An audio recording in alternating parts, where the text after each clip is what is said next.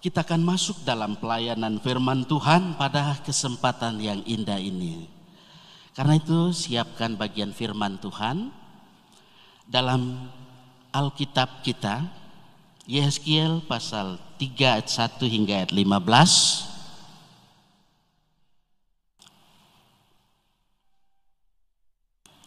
Sekali lagi Yehezkiel pasal 3 ayat 1 sampai ayat 15. Kita beri tanda pembatas di Alkitab kita masing-masing yang ada.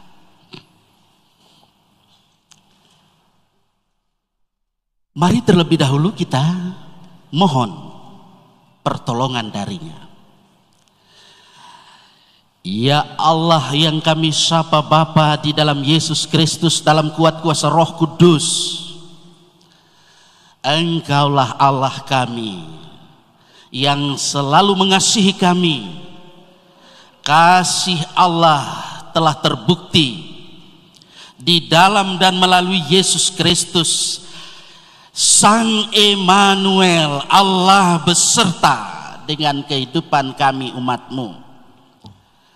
Kami bersyukur pada saat ini kami berkumpul menyembah Dikau, memuji Dikau, ya Allah yang kami sapa Bapa di dalam Yesus Kristus dalam Roh Kudus.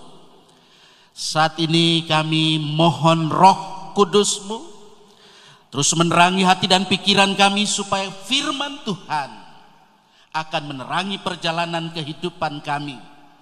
Tatkala saat ini kami melaksanakan sakramen perjamuan kudus di akhir tahun 2020 ini, dalam satu pengharapan bahwa firman-Mu selalu menuntun perjalanan kehidupan kami ketika kami akan menyudahi tahun 2020 dan kami nanti boleh memasuki tahun berkat yang Kau berikan 1 Januari 2021 atas tuntunan dan pertolongan Tuhan.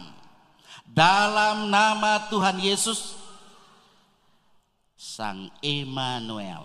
Amin. Jemaat Tuhan, saya ajak kita bersama mengarahkan seluruh perhatian kita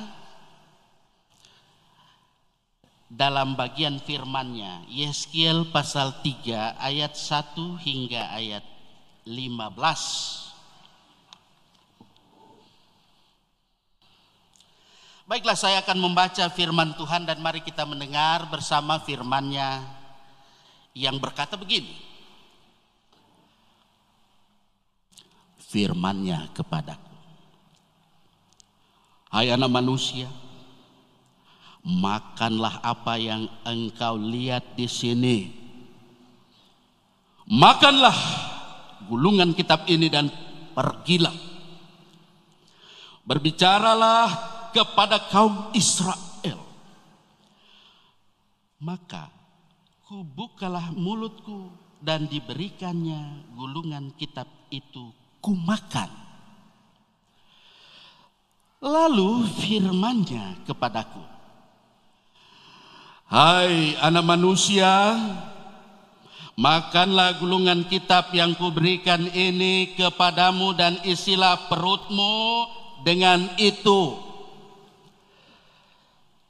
Lalu aku memakannya dan rasanya manis seperti madu dalam mulutku. Firman-Nya kepadaku, hai anak manusia, mari pergilah dan temuilah kaum Israel dan sampaikanlah perkataan-perkataanku kepada mereka. Sebab engkau tidak diutus kepada suatu bangsa yang berbahasa asing dan yang berat lidah, tetapi kepada kaum Israel, bukan kepada banyak bangsa-bangsa yang berbahasa asing dan yang berat lidah, yang kau tidak mengerti bahasanya. Sekiranya aku mengutus engkau kepada bangsa yang demikian, mereka akan mendengarkan engkau. Akan tetapi kaum Israel tidak mau mendengarkan engkau, sebab mereka tidak mau mendengarkan aku. Karena seluruh kaum Israel berkepala batu dan bertegar hati. Lihat, aku meneguhkan hatimu melawan mereka yang berkepala batu dan membajakan semangatmu melawan ketegaran hati mereka. Seperti batu intan yang lebih keras daripada batu, kuteguhkan hatimu. Janganlah takut kepada mereka dan janganlah gentar melihat mukanya. Sebab mereka adalah kaum pemberontak. Selanjutnya firman-Nya kepadaku.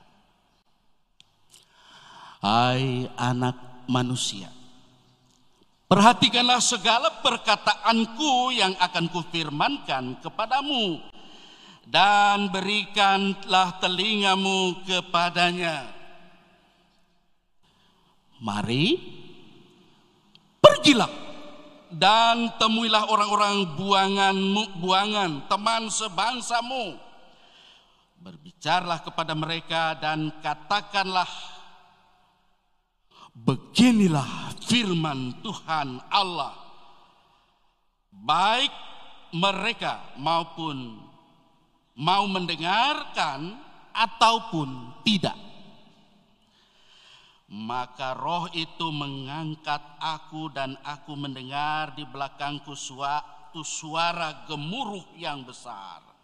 Tatkala kemuliaan Allah naik ke atas dari tempatnya, yakni suara dari sayap-sayap makhluk-makhluk hidup yang menggesek satu sama lain.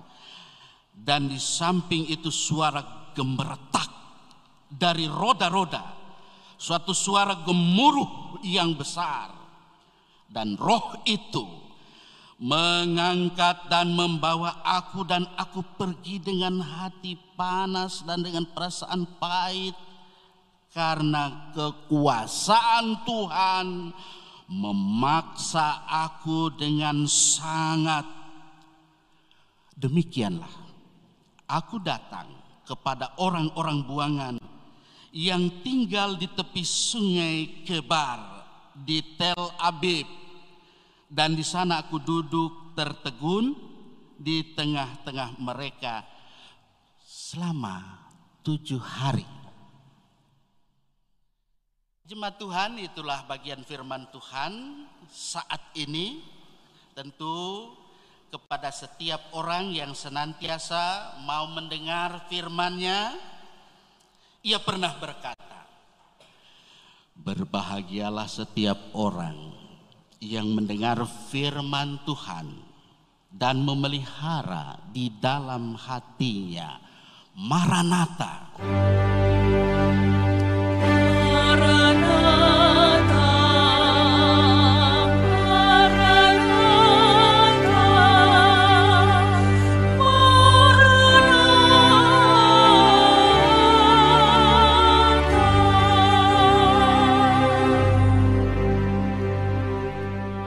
Maranatha, ya, datanglah Tuhan Yesus. Tuhan Yesus sudah datang ke dunia lewat peristiwa kelahiran, Natalnya kita sudah ingat rayakan.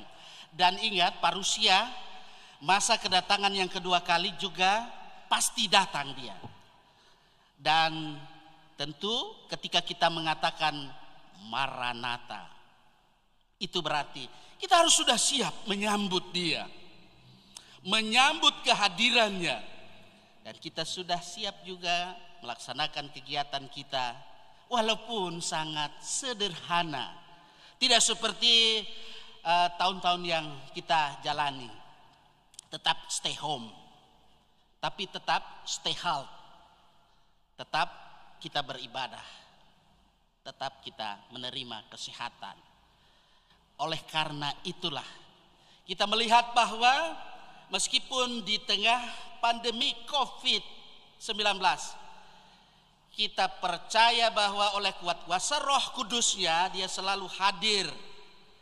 Dia adalah Sang Immanuel, Yesus Kristus yang selalu ada beserta dengan kita sekalian yang ada. Meskipun ada tentu beberapa yang mengalami terpapar dengan COVID. Tapi puji Tuhan kita yang ada sih sampai saat ini, sampai detik ini dengan terus melakukan protokol kesehatan secara ketat, kita bersama Tuhan. Beriman, berhikmat, terus kita giat berdoa. Pasti dia akan menolong kita. Percayalah bahwa Tuhan punya cara tersendiri untuk menolong kita. Tuhan punya cara. Seperti apa yang terjadi dalam kehidupan umat Israel. Pada zamannya Yehezkiel dipanggil oleh Tuhan untuk menjadi penyambung lidah Allah. Dari bagian firman Tuhan kita melihat di sini, secara khusus kita akan melihat di ayat 3 dan 4. Lalu firman-Nya kepadaku, hai anak manusia, makanlah gulungan kitab yang kuberikan ini kepadamu dan isilah perutmu dengan itu. Lalu aku memakannya dan rasanya manis seperti madu dalam mulutku. Firman-Nya kepadaku, hai anak manusia, mari pergilah dan temuilah kaum Israel dan sampaikanlah perkataan-perkataanku kepada mereka. Jemaat Tuhan yang saya kasih dalam kasih Tuhan, jangan memahami lagi nanti secara literer.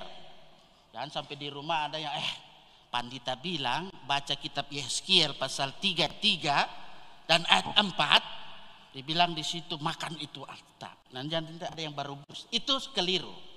Jadi mari kita lihat di sini, kalau dikatakan di ayat yang kita baca tadi bahwa sesungguhnya kalau Tuhan mau menyatakan caranya, kita lihat bahwa sesungguhnya dalam cara ilham yang ada ini tidak ada yang langsung mekanis. Bapak Ibu, saudara-saudara, adik-adik, bahwa Yehezkiel di situ harus mengunyah gulungan itu. Ini sebetulnya mau menunjukkan bahwa dia harus membuat pesan dari gulungan itu lebih dahulu menjadi isi hatinya. Nah, itu yang harus selalu kita melihat di sini. Dan nanti ada yang bilang, kalau begitu rebus itu atau goreng itu seperti brenebon atau bikin apa seperti itu. Tidak. Ya. Jadi harus membuat pesan yang ada itu lebih dahulu menjadi isi hati kita, termasuk orang yang ada pada saat ini, supaya itu jadi dalam hati kita. Kalau kita lihat di sini, walaupun ini berlawanan dengan sifat dari pesanan dari gulungan yang ada itu, tapi itu Yehezkiel rasakan apa? Manis, ya. Manis seperti madu. Saya pikir semua di sini pernah makan madu ya, makan atau minum.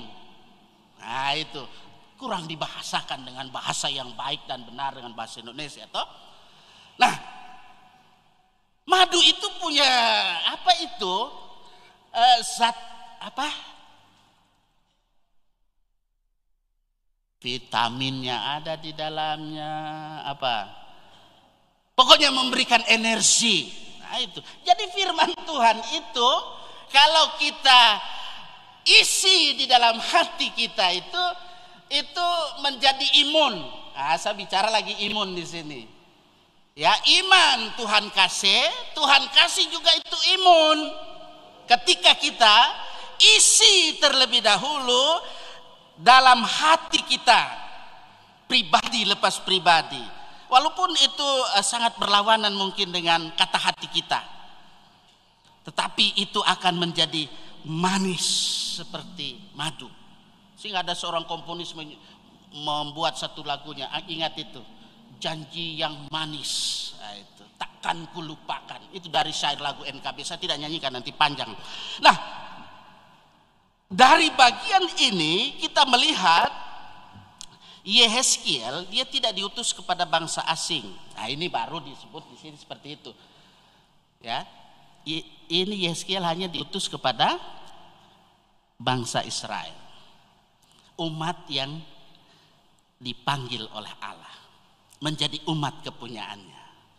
Tapi kalau sekarang tentu kita ini adalah Israel zaman perjanjian baru. Ingat itu. Jangan nanti ada yang memahami, kalau begitu kita ini sia-sia jadi orang Kristen. Tidak, Bapak Ibu Saudara-saudara. Sehingga ada yang mengaku diri jadi pendeta. Yesus itu diutus hanya untuk orang-orang Israel, tidak untuk orang kita orang. Mereka hanya beropini. Nah, itu yang biasa saya sebut dengan eisegese. Ya, supaya paham, apa ini pendeta bilang lagi eisegese. Itu dia hanya isi dengan pikirannya. Padahal Yesus itu datang kepada segala bangsa, termasuk kita orang yang ada di sini, dari segala bangsa, dari berbagai bahasa. Saya tidak perlu sebut satu persatu, karena kita di GPID saja ini ada berapa suku, ada berapa etnis. Karena itulah, kalau kita melihat di sini secara khusus, memang Yehezkiel diutus seperti itu. Karena apa? Yehezkiel sudah dikasih tahu oleh Tuhan, Tuhan sudah ingatkan, itu orang-orang itu yang ada di sana di mana saya utus kamu, orangnya itu apa? Nggak usah malu bersebut. Itu seperti Ibu Wasek bilang, kepala batu, nyandak mau badengan. Tegar tengkuk. Jangan kita orang begitu lagi ya. Kita sebagai orang Israel zaman perjanjian baru boleh lagi seperti itu ya. Jadi ini Yehezkiel diutus kepada orang buangan, teman sebangsanya. Nah, ketika ia diutus pada waktu itulah, kalau kita hanya berhenti membaca, nanti saya harap kita juga membaca di ayat 16 dan seterusnya. Di situ kita akan melihat Nabi Yehezkiel itu sebagai penjaga umat. Ya, nah, kita juga harus seperti itu dalam kehidupan ini. Nah, ketika sebagai penjaga umat ditetapkan, dalam hal ini pasti memperingatkan supaya umat itu ketika dalam keadaan ada ancaman, ya, ada bahaya, maka Nabi itu harus memperingatkan umatnya, termasuk tentang malapetaka. Nah, sekarang kan bukan, apakah malapetaka namanya ini? Di masa pandemi COVID, Corona datang ini. Ini masanya orang prediksi sampai 2023 Bapak Ibu Saudara. Agak lebih gencar lagi, makanya jangan herd immunity harus kuat. Saya sudah khotbahkan, saya tidak perlu ulang. Nanti kalau mau lihat itu ya lihat nanti khotbah saya. Herd immunity. Imun kita harus kuat, iman kita harus kuat. Hikmat harus ada. Kalau tidak ada hikmat ya terjadilah seperti orang-orang yang mengaku diri, kita cuma takut pada Tuhan, biarnya tidak pakai masker. Walau-walau. Dokter sekalipun kan, dia sudah berada di garis terdepan, kita bersyukur punya perawat, ada paramedis, dia bekerja keras. Dia menggunakan juga alat pelindung diri. Toh juga meninggal dunia. Apalagi kita orang. Tapi kalau Tuhan so panggil, asal jangan pongo-pongo. Nah itu. Kalau pongo-pongo ya badengar. Nah oleh karena itu, ketika Yehezkiel dia menjadi penjaga, itu saya langsung saja masuk lagi ke ayat 16 sampai ayat 21. Kalau dibaca itu panjang ya. Nah di ayat 22 sampai 37, di pasal 3 dari kitab Yeskiel, kalau Bapak Ibu Saudara-saudara dengan teliti memperhatikan dia punya kerumah, nah itu isi beritanya supaya kita utuh ya memahami. Nah, di situ kita lihat Yeskiel diperintahkan supaya tinggal jongana di rumah. Tapi bukan COVID waktu itu, karena orang-orang kepala batu, kumabal kalau orang seperti itu. Jadi karena orang sudah mendengar, ya Tuhan bikin bisu kasihan Yeskiel. Yeskiel dikasih tahu, Yeskiel, pada saatnya saya kasih tahu ngana bicara bernubuat, baru ngana bicara. Jadi orang-orang datang ke rumah Nabi. Ini uniknya Yeskiel ini, Bapak Ibu Saudara-saudara, ini berita yang luar biasa buat kita. Jadi dalam hidup ini kita tidak perlu juga berkoar-koar, gitu. Nah, kalau sekarang sebenarnya dengan situasi COVID yang ada, kita sebagai gereja harus melihat juga peluang yang ada. Ya, dengan menggunakan alat digital yang ada, mungkin ke depan melalui siaran radio. Apalagi ini menurut prediksi para ahli sampai tahun 2023 katanya, itu kan menurut orang. Tapi jangan ikut menurut kata orang. Tapi kita juga harus mempersiapkan diri. Coba kalau radio, jangan dulu bilang RRI itu, radio. Biar lampu PLN padam, nggak perlu cas, yang penting ada F-ready. Nah, itu. Menyiarkan itu langsung. Sehingga biar jemaat ada di rumah, dia bisa mendengar siaran itu. Siapa tahu ke depan dalam rapat kita bisa buat seperti itu. Nah, inilah waktu Tuhan pasti yang terbaik. Amin. Waktu Tuhan adalah waktu yang terbaik. Karena itu ketika di akhir tahun ini, ya, kita bersama-sama lakukan tanggal 27 ini. Kita lakukan perjamuan kudus akhir tahun.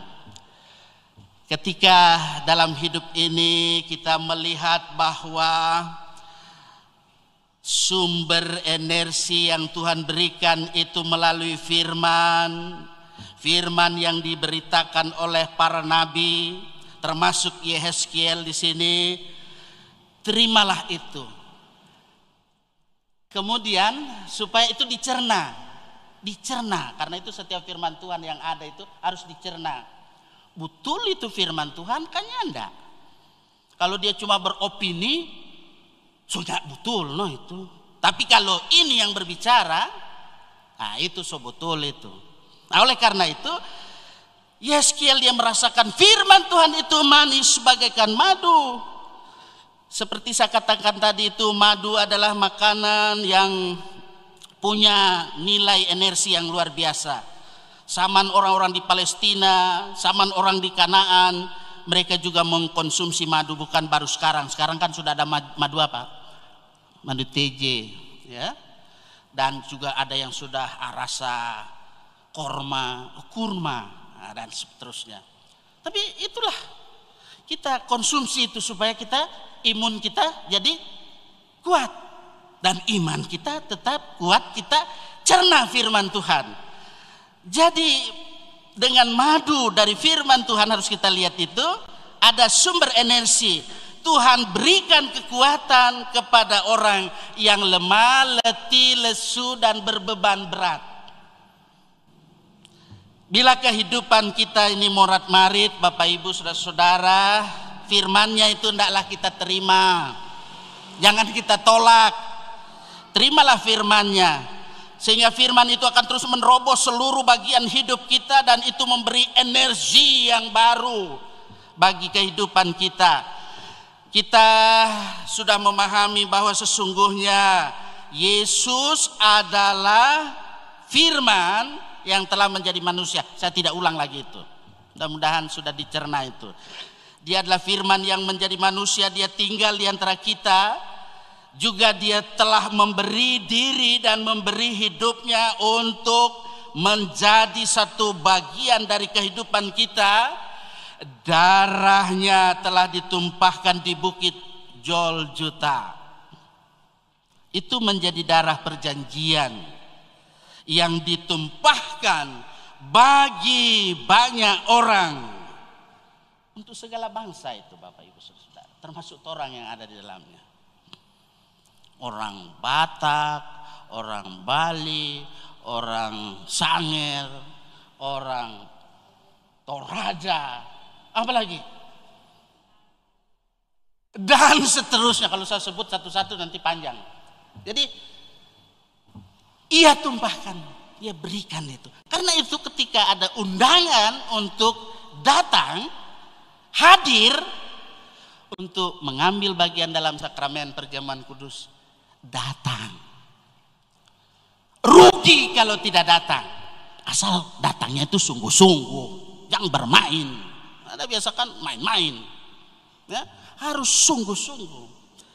Nah, oleh karena itu, dengan dia berikan darahnya itu yang ditumpahkan menjadi perjanjian untuk pengampunan dosa, itu kesaksian Injil Matius pasal 26 ayat 28, nanti dilihat dibaca.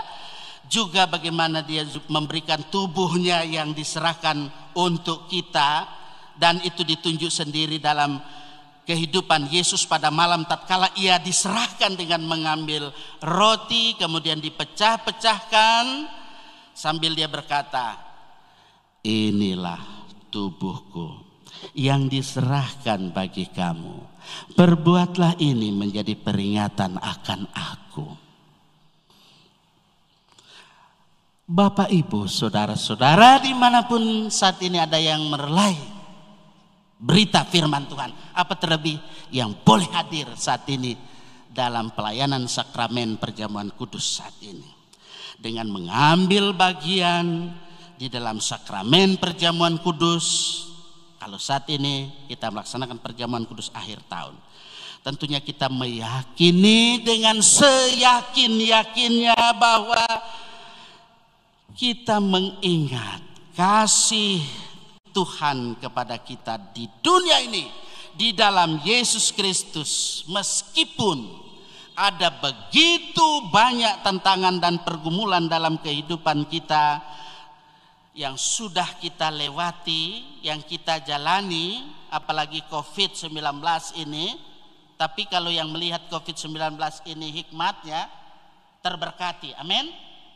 Tapi kalau yang bermasa bodoh, panako, mau bikin ini saja tako. Kalau sekarang saya lihat saya tidak ulang semua online kan, ada yang online, bikin kue online, masakan online, ya semua.